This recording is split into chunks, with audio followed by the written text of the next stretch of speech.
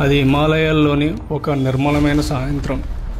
ఆకాశం తామర రంగులో మెరిసిపోతుంటే మంచుతో కప్పబడిన శిఖరాల మధ్య ఒక నిశ్శబ్ద గుహలో శివుడు ధ్యానంలో మునిగి ఉన్నాడు. గాలి కూడా అటువైపు వెళ్ళడానికి భయపడేంతగా శాంతంగా ఉంది. కానీ ఆ నిశ్శబ్దాన్ని చీల్చినట్టుగా భూమి అగాధాల నుండి పెద్ద చప్పుడుతో ఒక మహాసర్పం బయలుదేరింది. ఆ సర్పం పేరు కాలనాగుడు. పాత పాపాల నుంచి రూపుదిద్దుకున్న ఘోరమైన శక్తి.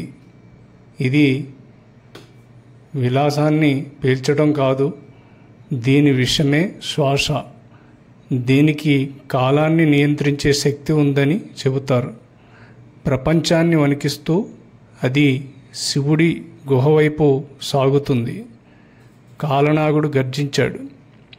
శివుడు, నువ్వు ఈ లోకానికి రక్షకుడు అని అంటారు, కానీ నా శక్తిని చూసి భయపడతావా అని కాలనాగుడు శివుడిని అడుగుతాడు.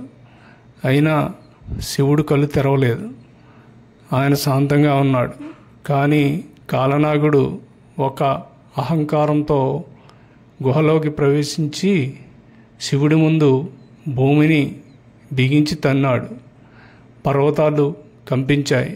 ఆ క్షణంలో శివుడు కళ్ళు తెరిచాడు. ఆయన కన్నులో వెలుగు కాదు, తపోశక్తి శాంతంగా అన్నాడు. శక్తిని చూపించడం అంటే నాశనం కాదు, దాన్ని అర్థం చేసుకుని ఉపయోగించడమే నిజమైన బలం. కానీ కాలనాగుడు వినలేదు. గర్జిస్తూ శివుడిపై దూకాడు. శివుడు త్రిశూలం చేతపట్టుకుని ఉన్నాడు. ఆ క్షణం నుంచే గగనాన్ని చీల్చే ఒక తాండవం మొదలైంది. శివుడు త్రిశూలం మరియు సర్పం మధ్య భీకరయుద్ధం మొదలైంది. ఆకాశంలో అగ్నిజ్వాలలు చెలరేగాయి. పర్వతాల చుట్టూ మేఘాలు ఉప్పొంగాయి. శివుడు వాయువులా కదులుతూ కాలనాగుణ్ణి గాలిలోకి విసిరాడు. కానీ అది తిరిగి వచ్చి శివుడిని చుట్టేసింది. శివుడు తన మూడవ కన్ను తెరిచాడు.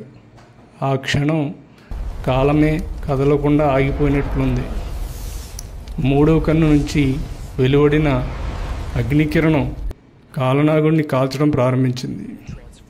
అంతటి శక్తికి తట్టుకోలేక సర్పం భయంతో శివుడి పాదాల దగ్గర కూలిపోయింది.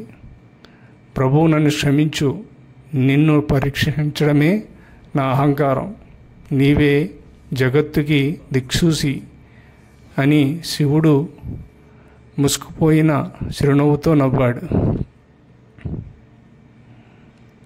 నీ శక్తిని వినయంగా వాడే సమయం వచ్చింది. అప్పుడు శివుడు ఆ సర్పాన్ని తన మెడ చుట్టూ వేసుకున్నాడు.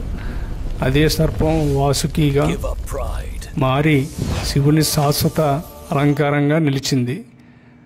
ఆది నుండి శివుడు వాసుకి అనే సర్పాన్ని తన మెడలో ధరిస్తూ ఉంటాడు. అది శివుడి కాంతికి, శక్తికి గుర్తుగా మారింది. ఈ కథ మనకు ఒక గొప్ప అనుభూతిని ఇస్తుంది, బోధనను కూడా చెబుతుంది. అహంకారానికి శివుడి శిక్ష, వినయానికి శివుడు ఆశీర్వాదం అని.